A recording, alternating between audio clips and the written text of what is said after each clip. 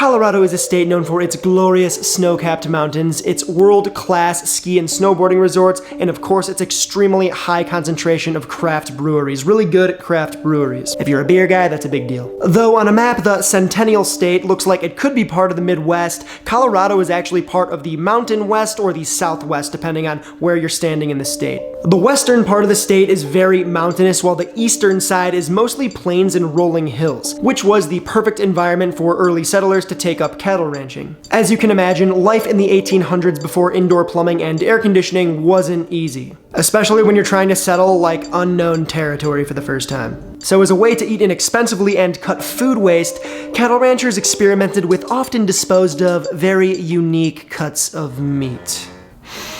Unique. Yeah, we'll leave it at that. Welcome back to Cooking the States, where we cook a famous dish from a different state in every episode in an attempt to discover the true identity of American food.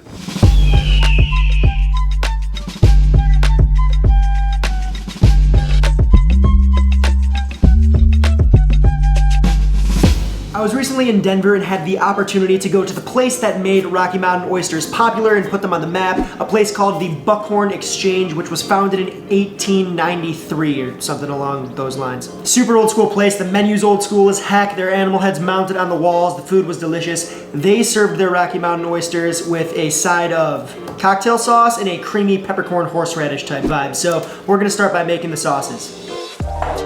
All cocktail sauce is ketchup, hot sauce, Worcestershire McDerber sauce, lemon, salt, and this. This is horseradish root. This is what horseradish looks like before it's grated, preserved, and labeled as prepared horseradish. The fresh stuff tends to be a little stronger, so I prefer it. Grate some of that in, then give everything a mixy schmixy. Boom, that is cocktail sauce. For the creamy peppercorn sauce, we'll need some cream. Or in this case, creme fraiche. In with the creme fraiche, chives, fresh horseradish, lemon juice, black pepper, salt, and just a little bit of extra pink peppercorn for color. It's optional. Literally, that's all you do. Sauce finito. All right, here we have them, our Rocky Mountain Oysters. These things are not oysters. Take a closer look. So these designs look gnarly and look like they could be like worms or something, but that's just part of the membrane. Let's not dance around it. Rocky Mountain oysters are the testicles of an adult bull. Straight up. Balls. Balls for dinner. Yum. These above average balls, in taste I mean of course, have a membrane that is easily peeled off when sliced lengthwise, so remove that and slice the oyster into thin coins. It's easier to do this when the oysters are semi-frozen. For the dredge, all we need is good old all-purpose flour, salt, and a pinch of cayenne. Look at that. It's like stained glass, but balls. Gorgeous. Lay the coins into the flour, give them a light squeeze to coat, then carefully lower them into oil that's been preheated to 350 Fahrenheit or 176 Celsius. We're going to double fry these puppies to ensure that they're extra crisp. The first fry is to make sure that they're cooked through, the second fry is for color and texture. The second fry is really where all the magic happens. And remember, don't forget to season the oysters fresh out the fryer just like anything else fried, and boom, balls. It's what's for dinner, I guess. Now, some of you CO locals might be thinking, Adam, why didn't you go for the green chili or the Denver steak? Or, anything that's something locals actually eat? And my answer to that is history, baby.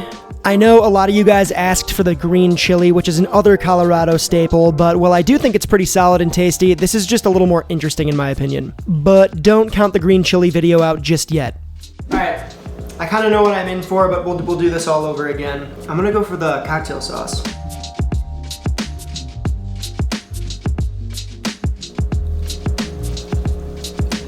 Some people say you either love it or you hate it with this.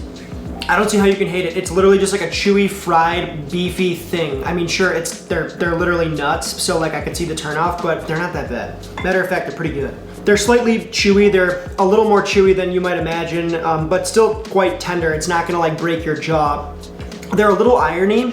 I'm not gonna say that it's quite as irony as beef liver, but it is a little more on the strong side as far as beef goes. The deep fried texture, the flour, it's super delicate. They kind of look like fried pickles, but let me tell you, these are the other component of the pickle, not the actual pickle itself.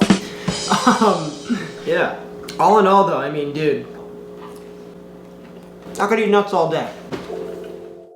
So I went to the University of Kansas and one of my best buddies went to CU Boulder, so I spent a lot of my breaks driving over to Colorado to snowboard and just hang out. I also have a lot of friends that are from Colorado or living there and understand that Rocky Mountain oysters might not be part of the modern Coloradan diet. No matter, these oysters are a super unique American delicacy with a very interesting historical background that I thought was worth mentioning, so here we are.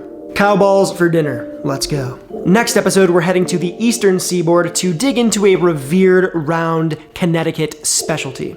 If you think you know what I'm talking about, leave it in the comments below. Also, as usual, if you dug the video, please give me a like, please stick around and subscribe for more videos. If you're new to the chan, join the Omnivores, become an omnivore. Join us. Also, let me know what your favorite dish is from your home state in the comments below. And if I already cooked your state, I might do a second lap here, so go ahead and still comment. I'll shut up now, cook on, and I will see you very soon.